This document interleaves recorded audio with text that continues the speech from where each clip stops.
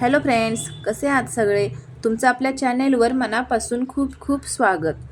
तर रोज सुकी भाजी काय बनवायची सुचत नाही, तर आज आपण वेगळ्या पद्धतीने गवारीची सुकी भाजी बनवतोय.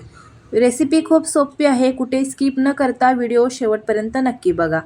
तर मी इथे गवार पाव किलो निवडून घेतलाय. आता गॅसवर कढई ठेवून कढईमध्ये 2 चमचे तेल गरम करण्यासाठी ठेवूया.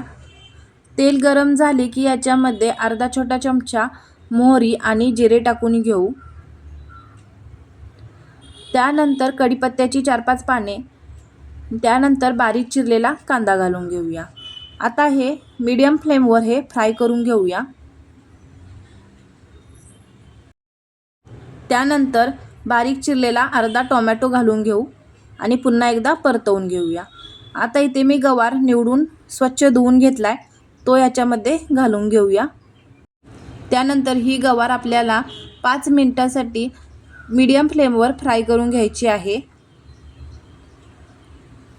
गवारीची भाजी बनवताना गवार चांगल्या पद्धतीने फ्राय केली की खूप छान लागते. त्यानंतर इथे एक बटाटा साली काढून बारीक चिरून घातलेला आहे. आता पुन्हा एकदा झाकण ठेवूया आणि 2 ते 3 मिनिट फ्राय करून घेऊ.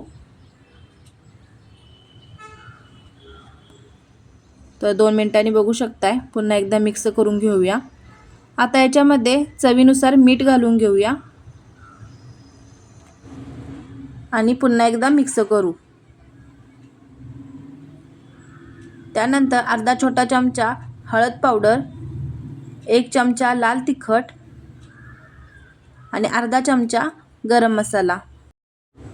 आता हे सगळे मसाले व्यवस्थित मिक्स करून घेऊया. 1-2 मिनिट असंच परतवत आपल्याला मिक्स करून घ्यायचं आहे.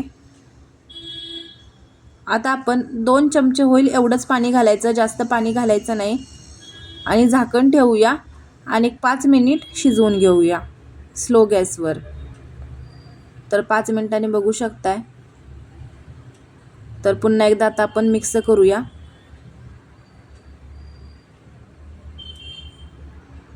तर बटाटा शिजलेला आहे.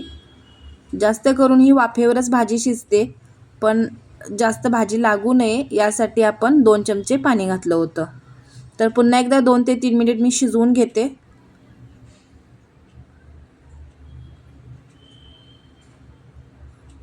तर आता ही भाजी तयार झाली आहे.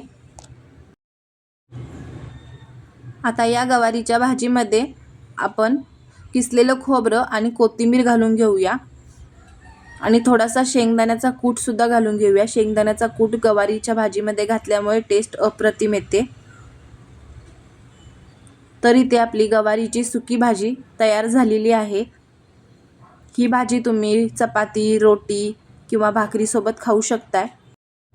आजचा व्हिडिओ पाहिल्याबद्दल धन्यवाद. पुन्हा भेटूया अशाच एका नवीन व्हिडिओसोबत. तोपर्यंत मस्त रहा. बाय.